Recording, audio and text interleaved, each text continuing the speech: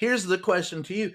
Do you think there's any truth to the rumor that he was working as an intelligence agent, that Epstein was, in fact, funneling information to Israel, to the CIA, or anybody else? That Epstein was? Yeah.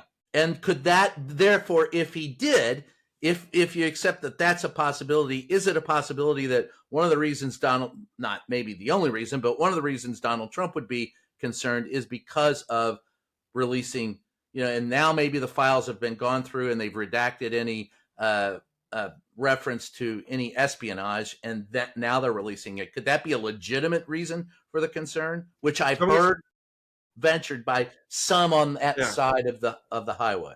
I'm going to say yes and no, because terminology matters. Now, one, as one who's been litigating, as you always introduce me as the FOIA expert, doing this for over 30 years and doing FOIA cases, it's not going to be just unredacted documents that come out. There has to be redactions, particularly to protect the victims, and any descriptions of them, anything that could lead to identification, which is not necessarily going to be easy in these what we call 302 reports, these FBI witness statements, some of which probably really went off the rails or very speculative at times because they were just investigative leads, and the witness is not thinking about this information being or becoming public. And so my first prediction is going to be there's going to be errors made, because I see it all the time in the redactions. And someone's name could be just a first name, is going to be unredacted, or an initial, or the black redaction is not going to be. They're going to put out a PDF, and you can pull the redactions back. There's going to be inconsistencies. There's going to be inconsistencies that are going to allow identification of either subject, targets, witnesses, victims, etc. To your specific point, was he an agent? All right. An agent is a very specific term.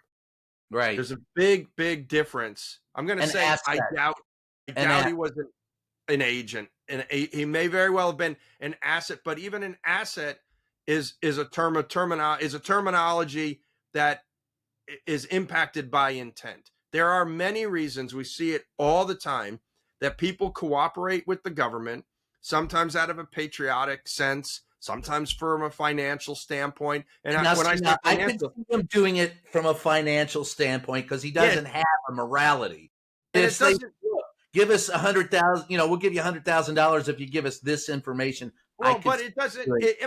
It could always be that, but it doesn't necessarily mean that they were paid to play for the information. This is a guy who would have been pushing aside all the icky stuff as a businessman, is reliant on goodwill with whatever government that he's doing business in on their land.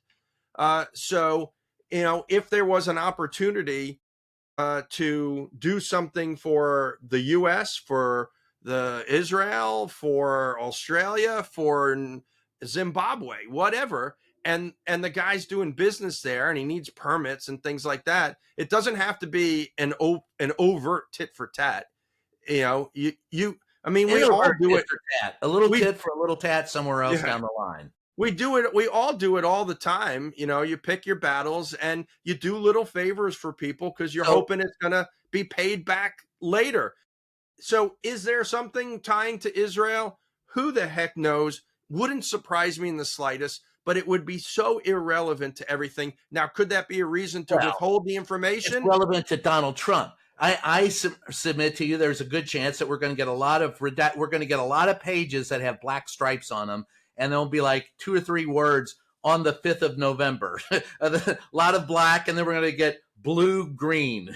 There's a lot of black, and we're going to get automobile. So, I've seen those. You and I both seen those. You know what that's about. I've gotten FOIA requests back that they wasted more time and effort on producing than if they had just given me the damn things as they existed, but they don't want to do that.